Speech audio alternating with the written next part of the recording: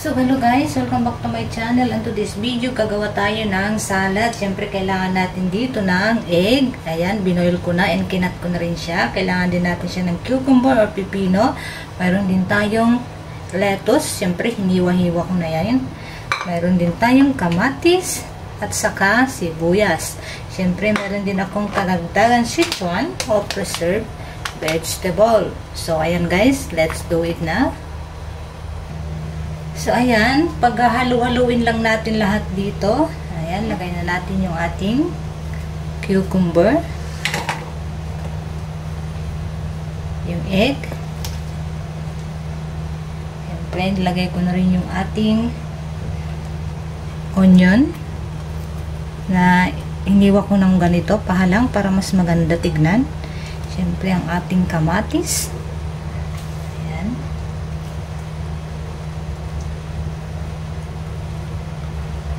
Masarap ito guys. Simple but yummy.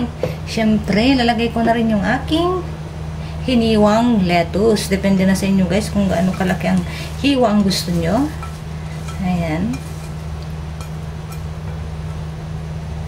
So, pag okay na, ilagay na natin ang ating preserved vegetable. O, ito yung natawag nating Sichuan Chai.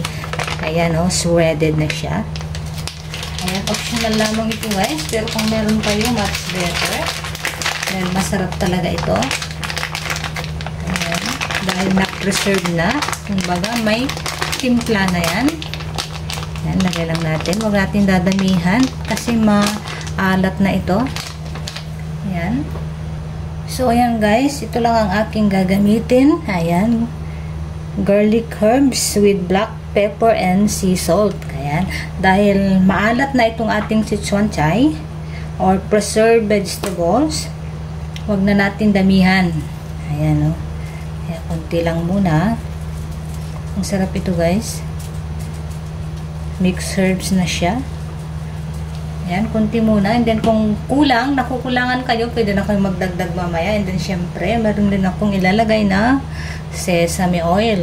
Ayan. Depende lang din kung gaano kadami ang gusto niyo guys. Pampabango lamang ito at pampalasa. Ayan. Then, konting salt. Ayan. Then, kapag okay na guys, imimix na natin. Ayan. Pwede kayong gumamit ng gloves or hugasan mabuti ang inyong mga kamay for hygienic. So, ayan guys, ihalo lang natin siya ng ganito. And then, pwede na kayong maghanda ng kanin. Dahil pwede na itong ulam. O, diba guys? Healthy na. Masarap pa. So, ito na guys. Ganito lang itsura niya. Ayan. Pwede rin kayong magdagdag ng iba pang gusto nyong pampalasa. Pero ako okay na yan. So, ayan guys. Para mas maging kaaya-aya ang ating pagkain. Ayan. Aayusin natin yan. Kung tayo lang naman ang kakain, it's okay. Pero kung gusto nyo ng mas presentable, ganito ang gagawin natin guys. Siyempre, food is art din. Ayan.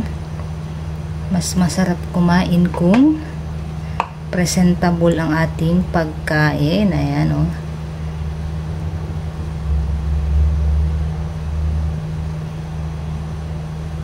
So, ayan guys, kapag okay na, meron din akong itong kamatis kanina. Hindi ko siya tinapon. Ayan. For art.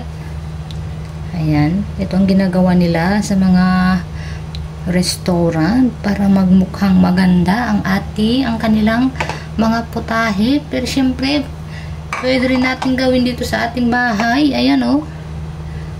Ayan. O, diba? Hindi lang ang mga chef ang pwedeng gumawa ng magandang decoration. Dahil kayang-kaya rin natin. O, diba guys? O, ayan na. Siyempre, meron din akong kaunting ano dito. Parsley for design. O, diba guys? Maganda na. O, ayan guys. Ready na. So, ayun guys, ito na ang aking salad. If you like this video, pa-subscribe naman guys. Paki-like and follow. Thank you guys for watching.